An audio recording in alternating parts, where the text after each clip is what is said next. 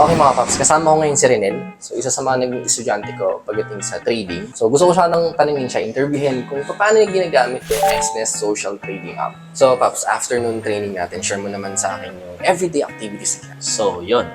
Good question. Ang aking daily activities na ginagawa, meron akong mga businesses, meron akong travel agency, Nice. and then second is nagsusupport din ako ng mga small-time businesses, financing, here in the Philippines and also in Macau. Oh, international pala ito mga paps. And then at the same time, ang pinaka-importante sa lahat, nagagampanan ko as a full-time father Oh, sa mga bata. O, yun yung pinaka-importante syempre. So sa dami ng activities mo everyday, paano mo pa nasisingit dito yung trading? Madali lang yan, Paps, dahil sa tulong ng Xnest Social Trading App. Nag-e-earn ako dito kasi kinakopy ko yung mga professional trader. Siyempre, sino pa bang ikakopy ko? Walang iba kundi si Master Jong.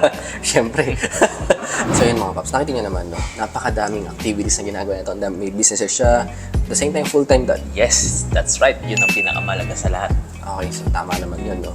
Pero yun nga, paano siya nag-earn, no? Sabi nga niya, kinakopy niya yung mga trade ko. So thank you dun, Paps, no? Din ang kagandahan sa Xnest Social Trading App kasi kahit wala kang time, beginner ka pa lang, or totally wala ka pa masyadong alam sa trading, not just crypto, even sa forex or stocks, pare-pares lang naman. You can still earn by copying yung mga trading strategies ng professional traders. So yun mga Paps, kung wala ka pang Xnest Social Trading App, saan hahanapin? Punta lang kayo sa bio ni BitJong PH and then click the link.